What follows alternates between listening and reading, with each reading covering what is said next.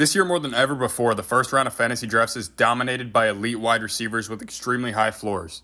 But working their way into the top 12 are a couple of key RBs that could be absolute league winners. So let's go over the elite RBs and talk exactly how I'm handling drafting running back this year in fantasy. To start, all of my takes for this video are going to be based on a league that starts 2 wide receivers and 2 running backs, as well as however many flex. On Underdog, where I get all of my ADP, you actually start 3 wide receivers and 2 running backs, which pushes these wide receivers even further up the board. But you will find in your redraft leagues that it does look fairly similar to this, with mostly wide receivers going in the first round. And we can actually really benefit from understanding this. I have both Breece and Bijan in my top 5 overall picks for the leagues with 2 wide receivers instead of 3. But it's very likely that you do find one of these guys still falling to pick 7 or 8, even in a draft like that. So to get into the players specifically, first off, Christian McCaffrey, still my 101 in these formats. McCaffrey has been handling a calf strain over the last couple weeks. That injury's bumped him below Tyreek and CD in some people's eyes, but he has remained in my 101 this whole time. These calf strains aren't typically lingering injuries, and his week 1 status was never in doubt. So it's all systems go for McCaffrey from my point of view. Still my 101 and could be a league winner even with that investment. Next up is a pair of guys that the community's been pretty divided on over the offseason, Bijan Robinson and Breece Hall. For me, it's got to be Breece ahead of Bijan. We've already seen the insane level of volume the Jets are willing to give Breece, and he's also worked in as a higher volume pass catcher already. Now, I would be shocked if Bijan didn't smash his numbers in these categories last year with the new coaching staff in Atlanta, but he is facing more competition in Atlanta. They have Drake London and Kyle Pitts in the passing game, and then Tyler Algier to take on some of the running load as well. Meanwhile, in New York, it's really only Garrett Wilson demanding targets, and I doubt that we see the rookie Braylon Allen cutting into Breece's work in a significant way, at least to the degree that Algier will probably cut into Bijan's. That being said, though, they both have major league winning upside, and I find myself ahead of ADP on both of them in those leagues that only start 2 wide receivers. But moving on, we got the next tier guys, Jahmyr Gibbs, Jonathan Taylor, and Saquon Barkley. Now, Jahmyr Gibbs is currently the highest in ADP out of these 3 guys. He is currently dealing with a hamstring injury, and those do tend to linger. On top of that, he will be splitting work with David Montgomery in this backfield to some extent. So for the time being, I have Gibbs below both Taylor and Barkley. In Taylor's case, he is of course guaranteed that full bell cow workload. The concerns are that Indy's offense will not be as strong as the other ones up here, and also that QB Anthony Richardson could factor into stealing some rushing work away from Taylor. Overall, though, his lack of competition in the RB room in particular really guarantees him a major floor, and he's a solid pass catcher. I'm happy to take Taylor as my RB4. Then we have Saquon Barkley, largely the same arguments as Taylor. He is guaranteed that bell cow workload, but he also has a rushing quarterback that could take some work away.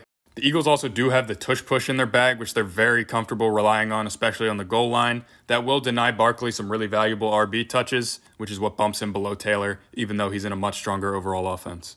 Barkley is also a very solid pass catcher, but he's facing much better competition in Philly than Taylor is in Indy, of course. Following them up, I have the last 2 guys that I think have true RB1 overall upside, Kyren Williams and Devon Achane. You should definitely note that you're probably going to see Achane ranked much lower on whatever site you're drafting on. Achane's boom-bust week-to-week profile is really nice for best ball, which is how these underdog drafts are played. His value is definitely hampered a little bit by actually having to start him every week and having to just take the result of that week rather than only benefiting from his upside weeks and being able to avoid the duds.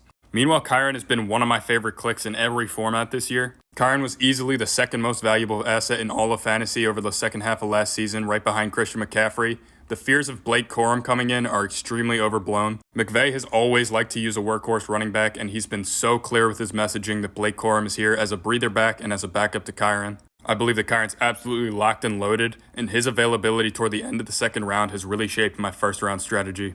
That actually kind of goes for both of these guys in this tier. I've been so many drafts in the top 3 picks where I'd get either Tyreek or CD, and then when it comes back around, I'm able to grab Kyren, and then in the 3rd round on the turn, able to grab Achane, and I feel so good about those teams.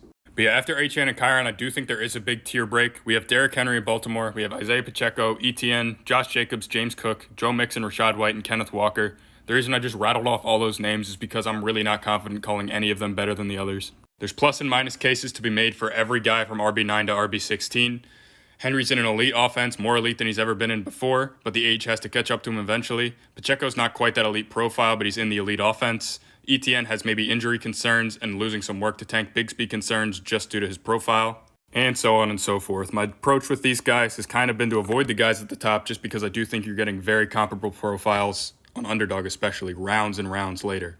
If you do find yourself needing to take one of these guys higher than you generally like due to positional need in one of your drafts, I like Pacheco for floor, I like Joe Mixon for floor, and I think Josh Jacobs is coming at a really good value for a back that should have a ton of pass catching upside and whose backups have not had great reports coming out about them. I want to give some flowers to Ken Walker as well. The reason he's all the way down at RB16 is because Zach Charbonnet is also here. Another very solid back. He would have probably been the RB1 in this class. That probably means Walker will lose some amount of work to him, especially in the pass catching game, which is unfortunate for fantasy. But Walker's an incredibly talented back and could easily handle a bell cow workload. So if we do happen to see Seattle's coaching staff start to lean into that, he's a super high upside guy, could smash ADP and easily be a top 5 running back on the season. So that's my top end running back, Yap Sesh. Taking one of these guys, especially one of these top 3 guys in the first 3 rounds, is much riskier than taking a receiver, but it can also set your team up immediately for massive success if they do manage to stay healthy for the full season. Really hope this helps you guys out. Check out my profile for plenty more in-depth analysis like this, as well as my full player rankings for every position. Leave a like. Hope to see you guys in the next one.